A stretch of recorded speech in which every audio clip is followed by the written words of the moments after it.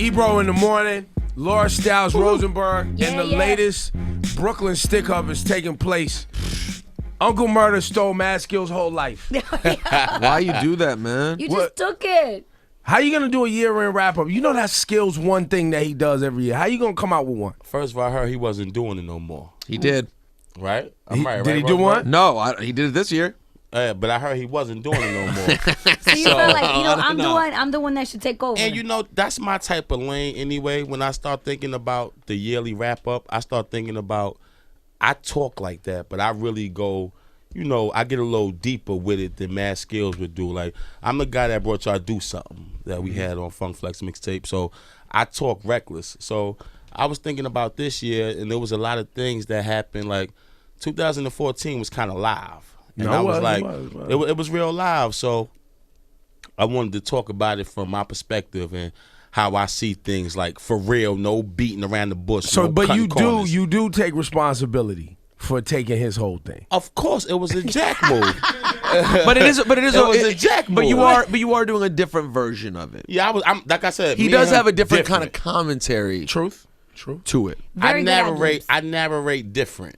Yeah, that you guys are different voices. Listen, definitely. Listen, when I heard it happen, Brooklyn Keeps on Top was like, here you go. Ebro was on the phone laughing. Year in wrap up. Let me get that out. He said this guy waits his whole life for this one time of the year to come out, from under that rock and shine, and you just want to come snatch all that away from this man. Now, by the way, but y'all are also really down talking Mad Skills, who has he writes for a lot of people. He's got his checks from. He's got his checks but on the place. He's known for this. Well, that's because for whatever reason his making new music rap career sort of went away, except for that. Everything else he does is writes, he DJs, does parties and stuff like that. But you did Jack. It was a Brooklyn stick up. I mean, it happens. Yeah, shout out to Mad Skills and salute to him. But Brooklyn keeps on taking it. All right, look, see? That was positive. That was positive. It was very nice. So give it up for Uncle Murda, salute to Mad Skills, man. It's all love, man. So now, Murda, you back in the news, all right? And this time it was... It's the hands up video, yes. Where there's a scene where you and Mano are holding a gun to a police officer. Yeah, well, it was an actor in the video we did. We had him dressed up as a police officer, and me and Mano was holding a gun to his head in the video. And the Police Benevolent Association came for you. Yeah. I'm hearing CNN is calling you now. Yeah. The Nassau County Jail was coming out. You shot some of the video there. In the jail. That was actually another video that they was pissed off about us shooting in the jail. And apparently some of their officers was in the video, so that's why I had them a little pissed off about it. But hold on, how does that even happen then? How do you get inside the jail and shoot a video? They got approval to get inside and shoot the video. Money runs the world. So it's like at the end of the day, if you pay to get in somewhere, the jails is trying to make money too. You're not required to show them like your treatment or what exactly is that you're shooting. Not at all. Like 50 done shot movies in that jail and they everything for his series Power. They changing that rule. Yeah, they try to make me look real bad behind that. And I wasn't even the guy that rented out the spot on the news. They keep saying, how do you rent out the jail to a guy named Uncle Murda and things of that nature. I want to know how you felt. There was a lot of heat because the video for Hands Up, the still of just you guys holding the gun to the cop came out. And I felt it looked kind of bad. Yeah, like given this climate at the time, without context. Do you know what I'm saying? It felt like it looked a little crazy. I felt like it just was like, it was kind of making a statement saying like, what if we decided to react this way instead of making music or instead of protesting? Like even in the video, me and Mano didn't shoot the cop in the video. We could have easily acted the whole video out and shot the cop in the video, but we didn't choose to do that. But do you feel like you're past though? Because I know that part came up as part of the conversation. You have a history because of your lifestyle where you've had real life instances with police officers. Yeah. Dude, they bringing that up now. Yeah, they bringing that up, talking about attempt murder on the cop I had. They was bringing up Mano Pass, talking about him doing 10 years and things of that nature. You know, I guess trying to just assassinate our character because the record we made, Hands Up, is a positive record, by the way, produced by my guy, Reefa, right here. You know what I'm saying? Reefa, how you doing, sir? ATM, you know what I mean? ATM Group, produced by Reefa. And the record is not a negative record saying go do anything to police of that nature. I said some harsh lyrics that they try to point out, things like for Mike Brown and Sean Bell, a cop got to get killed. But I also But said now 2 things cops like, did get killed. Right. bro. So then, how did that feel? How do you take that when you hear about Officer Ramos and Officer Lou? How did you feel? I didn't feel good about it. It didn't make me go like, yes, I'm happy that 2 cops got killed. Of course, they got families. I feel bad for their families as well and all that. But it's the same way. Like, I want the police to realize that we human too, though. Like, have some type of feeling when you do make a mistake, or let them pay the price too. Whether it's charging with manslaughter, anything. Don't just be like, it's nothing. There's no type of justice or nothing. They just get away with it. Clean slate. No, that's not how it's supposed to go. I will say this, and I'll go on record with this. My expectation of police officers is high because you have a badge, you have a gun, you wear a uniform, your salaries are paid by tax-paying people. Murda, I consider you a friend. Definitely. But my expectation of you is not as high as that of a police officer. I mean, just keep 100. And you're why a is rapper. that, though? Because Why you're is a that? rapper with a criminal past. You understand what I'm saying? Yeah. I do expect police officers to have remorse. I do expect police officers to not do petty things like turn their back on the mayor at someone's funeral. Definitely. I do expect police officers to not wear "I Can Breathe" T-shirts. Definitely. That was so disrespectful. I expect that type of behavior from people who are petty and immature. And I guess that's the part that upsets me the most.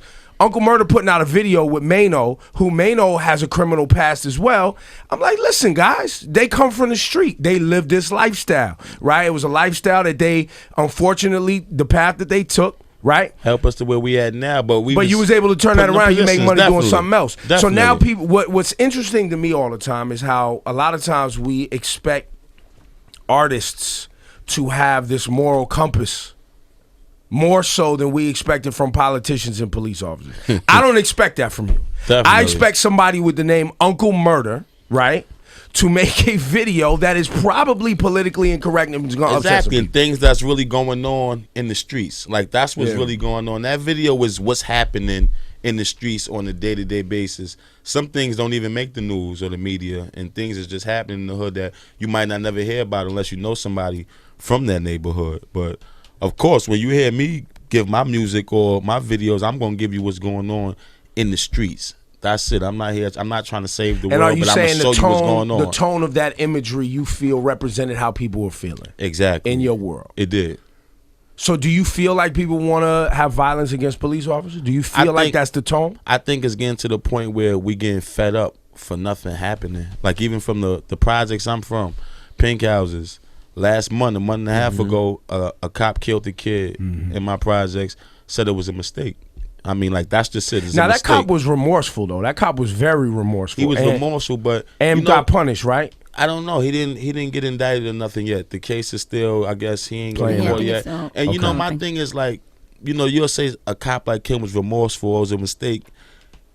Coming from my neighborhood, people be put in positions where it might be a mistake. Somebody might sue somebody by mistake, or certain things beef, or they might not mean to take it that far, and they make a mistake. They wish they could take it back, but it happened. And they can't take it back. And they can't take it back. They can't go in the court talking about how remorseful they feel. Or and you feel like a police officer can take it back. They would let the cop get away with that. Because the first thing that came out your mouth is, but that cop was remorseful. You know how many kids from the hood be remorseful or wish they could take back certain things they did, but they can't. They lose a lot of time in their life behind them walls in them jails. That was a very real sentiment. That was very good. That was very well done. That was very interesting. I'm learning, Ebro. I'm learning. That was very good. You've come a long way, sir. I have. You come. So, after you made this video, okay, and now you catching some attention from it and some heat, do you wish you wouldn't have done it? Not at all. I love the attention, and I just wanted the record to stand out and people to really listen to the record, and that's what happened. We got a good response from the record on social media. It did great. It got to all Washington, Philly, news, all these CNN people. It did great. I'm just happy that message got across. They could try to take the negative things from the gun images that the cops had, but as long as they got to really listen to it and really see what's going on, they gonna get it. So you got people's attention. That's exactly. Even when I did the news interviews and all that, and they was pointing out certain things, and then when I come back with certain things, they have to respect it. When they say say, yeah, but y'all had guns. I said, that's just a video. Everything else around that video was actual real footage of people, young boys in cuffs getting punched, police punching ladies in the face, choking every garner. I said, that's real footage. What we did was act like we was going to do something to a cop and didn't even do nothing to him in the video. But everything else you seen happening while them still shots was being sold was actual things that the police was doing. Absolutely. Those was facts. What if now they something happens with Uncle Murda and they try to use your past and say that your lyrics are things that you're still doing? Because you know that's happening around the country a lot. I know. A lot of these prosecutors are moving. They have prosecutor unions. Yeah, free Bobby Smurda and the whole GS9. They're moving against rappers telling these stories in their songs, saying when they wanna pin something on somebody, they're saying that he said it in his song that he would murder somebody or that he carried this gun. I mean, it happened with Bobby Shmurda very directly. Exactly. Yeah. So now that happens to you. They have to lock up the whole industry though. If they're gonna do that, because if they got to come for Hove, they got to come for Nas, they got to go for Ross, they got to go for Jeezy, they got to go for Troy Ave, they got to go for everybody, because we all talking that shit. Excuse my language, but that's fine. Yeah, but we all talking that talk. So if it come down to that, they got to come for everybody, and they can't do that. I mean, what they can do with what they want, but I don't think they're gonna go that far. But it's not the established artists necessarily. You know, Shmurda had one song. Definitely. They came for him because he was still hanging around individuals from that, and they would been watching him for 2 years prior to the song even popping. Yeah. And he had friends that was in that just got out and the whole thing. They said that they say that the famed line, "Caught a body about a week ago," is based on a shooting that had happened. That's allegedly, man. Free Bobby Smurda, man. They just trying to. I'm not saying I believe it's true, by the way. I'm just saying, think about like that. What that would mean if they're in fact drawing lines like that. That's a crazy thing to be happening on a regular basis to artists.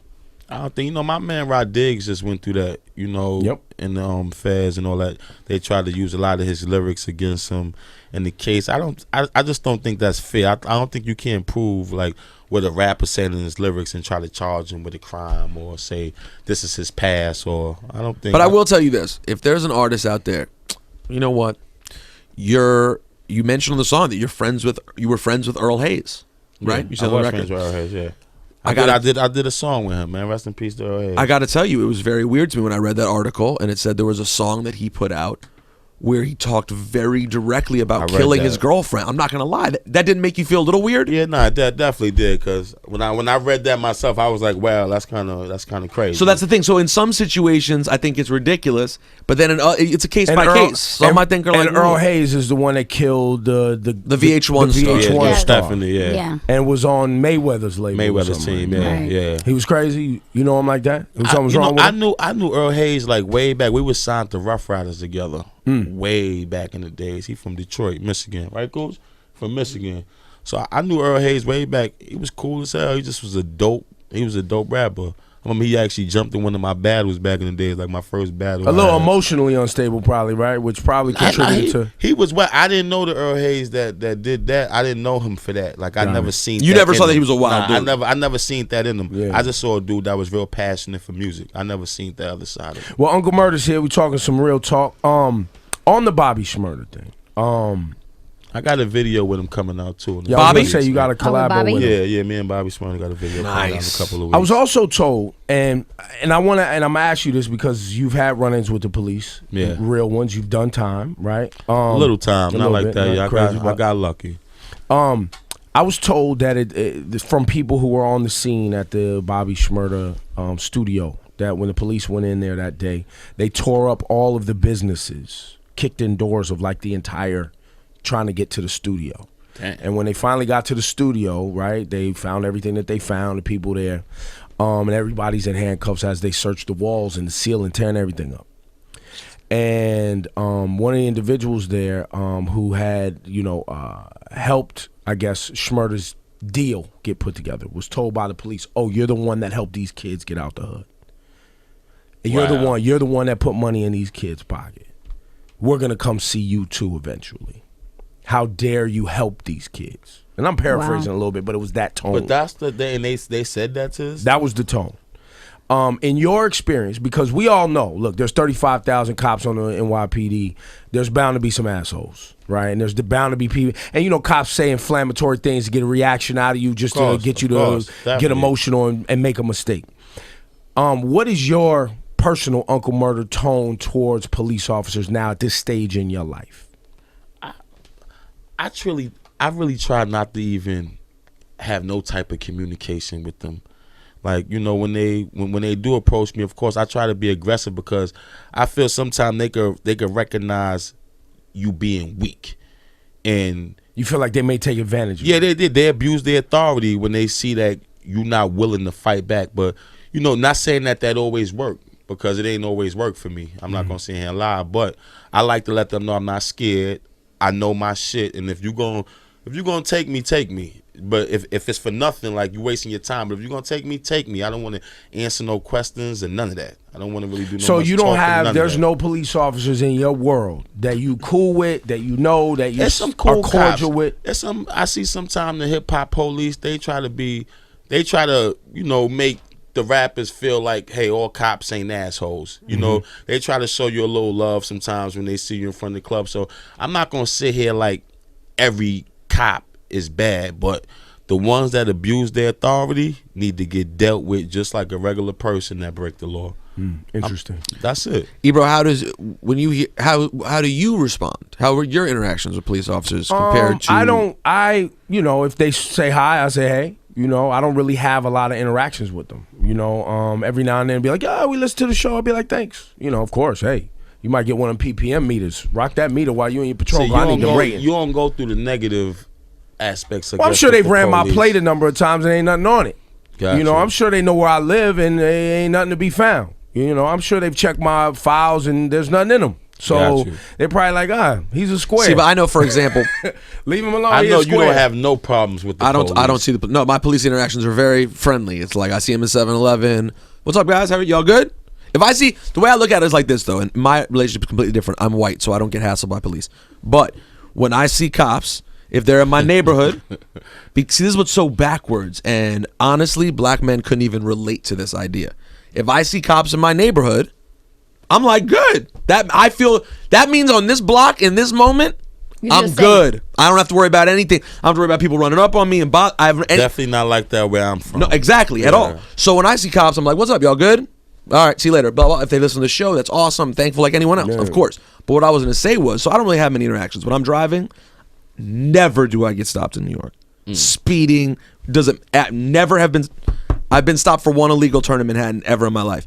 But Syph, I know, would be a good example of someone whose approach is the exact opposite of Murda's, right? Murda's. Oh, I'm the same as Syph. Syph is windows down, keys on the dash. Yes. He might put his hands out the window. Yes. He wants to make it as easy. He is submissive. He's like a dog rolling over on his belly. Like, you can scratch me. I'm good. Yo, I put my windows. I put my windows down, car and park, whatever. I don't have no problem with none of that. So why the difference though? Why do you do it? Why is that your approach? That's my approach because I don't want no problems, and I know they can start problems, and I got somewhere to be, man. I ain't got time to be fucking around with y'all. So you think it's the fastest route to ending whatever it's gonna be? Listen, I don't. But that's not how it's supposed to be, though. It don't. You know, these supposed to be guys that say to protect and serve. So you don't supposed to feel like you got to be all like. I agree. Take my keys and put my hands. Okay, devil's advocate. That's a problem. That's wrong right there. Devil's advocate. You being the devil. Me being the devil. Exactly. Exactly. Me being the advocate with that. So, and because someone said this to me recently, because the funny part is I literally am playing devil's advocate because when I'm around other white people and adults, people older than me, y'all talk crazy to the police. I'm always arguing this point though about how fucked up things are the police do, and they're arguing the other side. So now I'm switching sides. So when police officers pull someone over, even if it's for a tag, whatever it is, at night, let's suppose the cop is a good cop doing his job. He saw someone doing some shady shit, and he wants to make sure everything's cool. The second they get out of that car, their life is on the line. I mean, that part is real. Yep. They approach a window, they don't know what the fuck is going to happen next. So we do have to look at it from that perspective. Now, that doesn't justify fucking anything that's happened recently. But I'm just saying, in terms of that interaction when someone approaches your window, I do understand your approach because it's like, I'm going to make your job super easy. Don't think you're walking into a situation where you need to worry. This situation, lights are on, you can see me, I'm good. Because that is a scary situation. What if the person's a murderer who's on the run and you happen to catch them for a taillight and they're going to start blasting the second you walk into the car? I'm just saying. Look, they live in that space. But at the same time, you chose to live in that space. Definitely. Which is why they can't come off being assholes to regular people who aren't their authority. Right. They can't be shooting people by mistake. I think what I agree. The ideal situation, which we're I think and unfortunately some time away from, is people understanding both sides.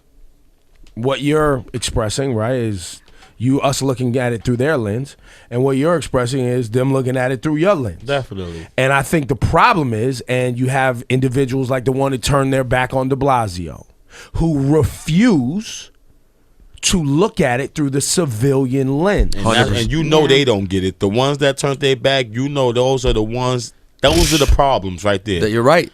Those are the racist cops that just you don't even have to go that far. You feel like because you signed up to do a job, right, and it was your choice, that now all of a sudden you're entitled to something that is yours, when really it's the other way. It's ours. Definitely. I pay your salary. I employ you. And when I say racist cop too, don't think I'm just talking about white cops, because I feel like you got black cops out there that's racist, you got Spanish cops out there that's racist, white cops, they all like, it's like when they get the badge, they forget that they're actually a human, or they treat us like we not human. When also too, it's a class thing, right? Because they're patrolling low-income neighborhoods, exactly, and they're emasculating and treating the men in those neighborhoods like we really nothing. Like they feel like we are nothing. You come from the projects like Pink House or something, they feel like them kids out there have nothing to live for. It's also the disconnection with the community that they're patrolling also, because a lot of times they feel like they can install fear in you. It's easier for them to do their job. But it's funny, this concept is around the world. When the United States is in different countries, as we always are, like Iraq, for example, for the last decade and a half or whatever, there are battalions that are out there, and the way that they decide they're going to handle being in a certain area in Iraq is to be friends with the community, because ultimately they're on the same side as the people. So they don't want the people to be scared of them. They want to be friends with them. They want to give them cigarettes and hang out and talk and be like, yo, so they can find out when somebody's coming that might try because to we're trying to protect off. each other. You're a good person, so are we. We're on the same page.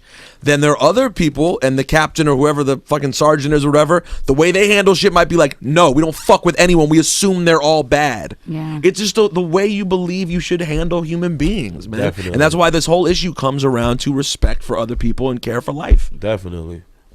And unfortunately, in bad neighborhoods where you have people standing on the corner selling, smoking, it's 2 a.m, and cops is like, yo, what you really doing out here, bro? Oh, we just hanging out. Fam, you just hanging out? But some people are just hanging out, right? Some people are just hanging out. Some people do, but some people don't be really having no choices, Ebro. I mean, not the you know. No, go in. Yeah, not to try to take up for the dudes that's out there doing certain things, but the opportunities be limited out there, man. Like, but keep in mind, in my projects, look, Cypress, right? That's across the street from my projects. I used to hang out there as well, right? And it's like they used to have a library in the projects, and I always feel like, then that's a good thing. You know, I see little kids go there after school, whatever. You went there, and I ain't go there. I'm not gonna sit here in front like I was in the library. I wasn't, but it was cool for the community, for the hood, and then. You know, I see them tear the library down and put up a probation building in the projects. Very real. It's like, are you serious? Like, you take the library away from kids, because they are criminalizing. They're criminalizing those people building because they're criminalizing. They're criminalizing those young people and those low income people fast and quick, so they can get them into the prison industrial complex. But the reason I bring up the people standing outside, hanging on stoop, 2 a.m, 3 a.m, hanging out, they're teenagers. Yeah, I want to go out and hang with my friends. My friends, unfortunately, happen to be moving things. Definitely. So as a teenager, unfortunately, you live in a neighborhood, you have cousins, you have brothers, neighbors, whatever, who choose paths. And it sucks that you have to be the one to be like, yo, I can't hang out with y'all. Oh, you's a fucking dork. Oh, you square, what, you can't hang out with us because we are, fam. Peer pressure's a motherfucker. And that's the shit that goes down where it's like, yo, I was just hanging outside my building, right? It was 1 a.m. What's happening at 1 a.m? I was like, we just teenagers. We having a good time. Just like normal teenagers would do. But in this particular neighborhood, your choices are limited. And now you have to make decisions that could basically make or break you. Definitely. Right? Because you live in a neighborhood where at 1 a.m, 2 a.m, other shit is happening. Things And slow if you down. ain't associated with that, you shouldn't be out there. And that's fucked up, but it's real. But that's one of the things I've seen you express frustration about regularly with even the situations we've dealt with in the Mike Browns, the big situations. All those situations I saw frustrated you not only because of terrible police behavior, but because of situations that you thought this could have been avoided from the beginning. You're like, right, because my thing is always go to the beginning. you don't interact. You weren't going to be in any situation Fam, in which you were arguing. why with you was the police. talking to that cop? Definitely. Don't talk to them. Definitely. Period. Yeah, but you don't always know the outcome of a situation. Bro. Fam, You can't. listen, I'm telling you, know the outcome.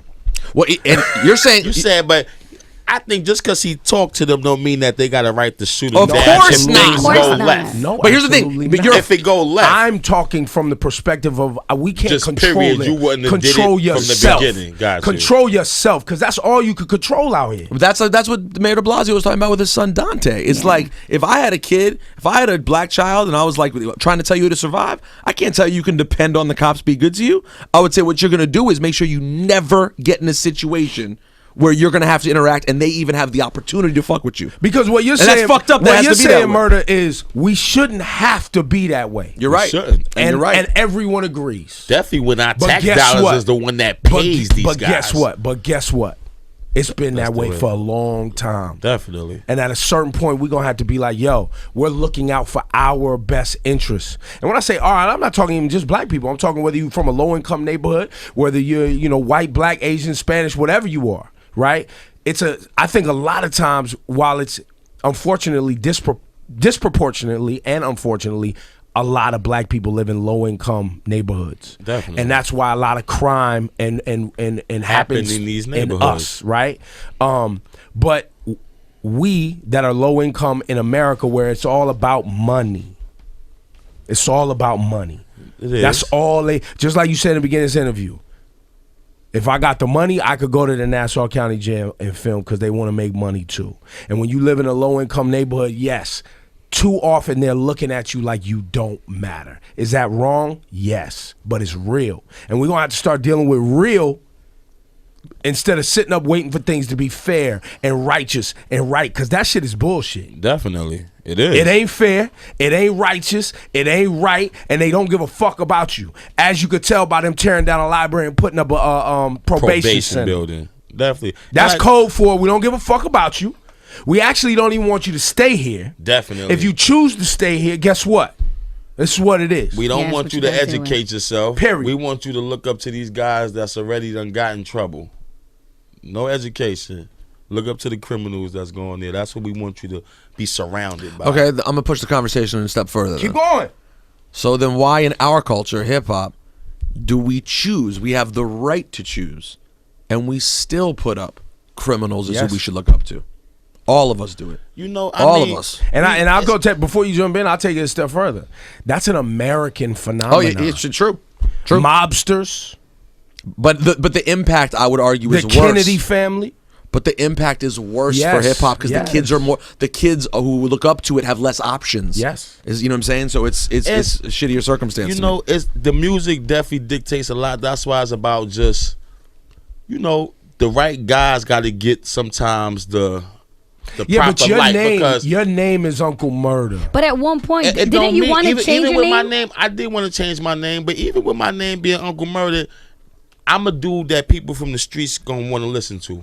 I'm a dude that they could say, all right, cool. And that's from everywhere, from New York to Atlanta to LA. Yeah. The streets rock with me. I'm a dude that they want to listen to, so I'm gonna give it to you real. How it is. I'm not gonna sugarcoat this shit. Even when I talk about things like the yearly wrap up or to do something or most of my records, I give you what it is. I'm trying to really get back to my fans, and just give the people what it is. No, when Jay-Z was coming up, he was giving you his life. When Big was coming up, he was giving you his life. When Nas was coming up, he was giving you his life. And that's why we fell in love with these artists, the Tupacs and them, because they gave you that real shit. So what are you saying right now? My thing, I'm saying that's your life, and you telling it like it is. I'm telling you my life. But then I'm people telling would you say what that I see, my life. you're glamorizing something that you grew beyond, right? Like, cause you still live in pink houses. I don't live in pink houses. Where no you live more. at now?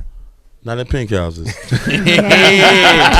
Although I will tell you, Murda's kind of a bad example because in my opinion, Why am I a bad example? No, I'm defending you. Hold on. Okay, He thank ain't you. gonna slap you. Chill out. No. But no, that's just not the point I'm making. Because besides his name, I don't really find your messages to be that negative. To be honest, It's not. But even the people you named, ready for the blasphemy. Biggie talked about his life. He also propped up criminality. Of Facts course. that were not his life, that were beyond his life, that were fantasy. Same way Goodfellas is fantasy or Casino's fantasy. Everybody but that do was a that. big part of it. It wasn't all. Same with Nas. Nas Escobar. I'm sorry. When was the Nas was a huge coke dealer part of his life? He was Of rapping course. from when he was 16 years We old. fantasize. You know, as rappers, of course, we gonna give you some of our life because they gave you their life as well. Things about mothers and things. Of course, they gave you the real shit. But of course, we fantasize about things. Well, because it is, you know what it is. What it is when you come from a bad circumstance, you want money quick and you want it fast, and you want to come up fast and you want to go far, right? So the fantasy of the mob mentality is the fast money. Is the getting the money fast and getting a lot of it and living a fast life and go and make or break. So that's where the fantasy comes from, right? Is just living that life of like trying to get out of here as fast as I can. And everything is not about the money. I promise you, like these records I'm about to put out, and I'm gonna really need y'all to like go hard. I mean, they better be good, man. These records is great. Like the records I'm sure? working with. Nah, listen, Yo, with my good? guy ATM right here, with the whole ATM movement, me, Cooch, White, Cooch, you Riz, still doing records? Reef, we over here working in the music. I promise you, it's like that yearly wrap up is just like a little tease of in the hands up and things that we giving you real music. And we got a record that's called It Ain't About the Money. Really? That you still gonna vibe with because everything ain't about the money. Because the funniest thing is that I just did me, Mr. Hip Hop Dude, and I just did my countdown of the 40 best songs of the year. 2 of the songs were called "It's All About the Money." And of course, we all want the money, and that's what we here to get and all that. But at the end of the day, when it comes to real life shit, it ain't about the money. And I think certain things like that be missing from the music. Did you have to learn that though? Nah, I didn't have to learn that because I grew up without money, so I knew what it was to still have family and love in your peoples. It wasn't just about money; it was just about holding each other down. Yo, you hungry? Here, take a piece of my sandwich and things of that nature. When we didn't have it, so I know it's not all about the money. Of course, we want that. We want to do better for our families and shit like that. But it's not all about the money. And the music that we about to I promise you, bring to the game, they're gonna respect it and love it. This GMG ATM movement gonna be so serious. Like I like where you at, man. My guy Reef, he produced records he done work with the Puffs, the Rick Rosses, records for the Biggie shit. He gonna make you sound like something. He gonna make you sound like something. The sound is sounding beautiful. So you have a great. more positive Did he message do- in these records. He did all the records that y'all been hearing now. The Hands wrap Up up? record. Don't He skip did the over wrap what up Laura beat. just All that. asked you. I didn't hear what Laura said. So I said, are you gonna have a more positive message in these records? I'm gonna have a real message in these records because I'm not from a positive place, and we're not living in a positive world. It's definitely not positive, but I'm gonna give you the negative and the positive because it's a mix. So everything is not all good, but it's not all bad neither. So I don't gotta just glorify the bad. Right. I'll give you a little bit of everything. Isn't it so funny too that you have these songs literally called "It's All About the Money," and no shots to Troy Ave or T.I. and Young Thug, but like. And I love those And they're records. fun Shout out records, to Troy but Ave it's so T.I. inaccurate. I love those records. But it's so inaccurate, and they know it's inaccurate. Like money, yes, money. Are you saying let the truth get in the way of a good story? I know. Never let the truth No, get in the way of a and good I gotta story. tell you, I feel like an asshole even talking about it because I believe not to get all sociological and shit, but I believe that when you grew up in the suburbs and you never thought about money, it's very easy to say my life isn't about money. My life's never been about money. I was never rich. My parents drove a Ford Taurus, but I also never worried about money ever. It wasn't a thought like, oh, you want to go to camp? You're going to camp. You want to do? I never. You want to go to a baseball game? We're going to a baseball No game. wonder you're so lazy. Exactly. But I'm serious. I never thought about money. So it's weird when I hear people say it's all about money. I'm like, but and then what? Like that's not that. Money's cool, but that's not it. That's not joy. Facts. Freedom. It should be it's all about the freedom. Because the freedom to do what you want in life, which is what money affords people oftentimes, but not always. Not always. Because there's some people who are rich as shit and work every day 5 a.m. to 10 p.m. And to me, that's not fucking life either. Definitely. It should be all about the financial freedom. Let's be. That doesn't sound as good. I guess it won't ring off in the club the same. That's definitely not gonna pop the in the club. financial freedom. Nah. It's all about That's yo, not let's get popping in. the Nah. club. Yo, good talk. Give it up for Murda, man. Good talk. Let's go. We're gonna get into the song that he stole. Shout out to Mad Skills, man. But I think I'm gonna take it from here now on every year. Sorry, Skills, I love you. So you gonna take it for good? I'm just mean God. the people been hitting me up on Twitter, on Instagram. Murda just wants to, you know him. He stole something. He don't have no problem. Give he me took the all man's the- chain. give me all He's the gonna wear the attention. man's Yeah, chain and we be like, yo, want- this is your chain. And We it's want it. all the attention up here. We starting something new up here. GMG ATM, man. Yo, man, thank you for coming by, man. Always a good talk. Definitely, man. And I wanted my guy Reef to just talk to y'all for a minute. Reef is the producer that actually produced the records. The guy was telling you about who We gotta produced give him all some the- shine. We gotta Yeah, give him some we shine. gotta give Well, my we boy gotta some talk, shine, but you man. gotta interview him because I don't know him like that. What you want to interview him All right, about? come on. Yo, Set him up. Yo, Reef, Reef, come here. Yeah, no, we gonna set you up. Let's Reef, go. Reef. Where you from? Brooklyn, Brooklyn. What part? Brownsville. Oh, okay, I like it. And how'd you meet this individual? No, I want to ask this first. We ask Okay, first. okay. Biggest records you produced. What are these records that he said you did? Talk your shit. One Blood for Game. Oh, Woo, dope. that's a big one. That's Kind a of big one. scotching. Hard. What else? What else? Understand who I'm working with here. Go What ahead, else? What Reef. else you got? What else? Ice Cold, Rick Ross. What a Shame, Rick Ross. A whole Fab, Red Cafe, Gang. Hottest in the Hood. You did Hottest in the Hood? Yeah. Yeah, that beat was super. Tight. That beat was And how did you tough. two link up? To a good friend of mine's, Cooch. And is this guy's shit as good as he said? Great. Great. Yo, Reef, let me tell you something. You're a quiet giant. You're not the best interview in the world. Yo, just put it to you right Murda, now. keep doing the interviews and let this man make the beats, for God's You sake. just let him make the beats, man. Come on, man. I just want the people to get Nah, familiar it's all with his good. face and his name. I put my boy out there. Hey, Yeah, it's all good. Thank you, man. Rick. Thank you. Yeah, 2014 was crazy. Whoa! I heard Puff put hands on Drake. Troy Ave got the Tuesday Kid punched in the face. Chris Brown went on Instagram and told us that his girl fucked Drake. The gram took niggas followers, they violated Mace. They took 1.5 million, I seen this shit. Damn. Mason so embarrassed, he deleted his shit. Damn. J. Cole sold 360 his first week. Nicki broke up with Safari and start fucking me. I think. Lil Wayne don't wanna fuck with Baby, What? but that contract he signed got him stuck with Baby. Whoa. I say shit that make niggas think. 5 niggas told me came and sell pussy I sticks. still hit it. Seen Bobby Smurda on Jimmy Fallon, Yeah. Jimmy Kimmel, now they got him on Rocket Salad. Crazy. Free the whole GS9. Rowdy. The Lord hates seeing niggas shine. Yup. What they won't say, I'ma write it. 2 cops got killed cause 2 cops ain't get indicted. They took Eric Garner, shot Mike Brown in the head. And now 2 innocent cops is dead. Damn.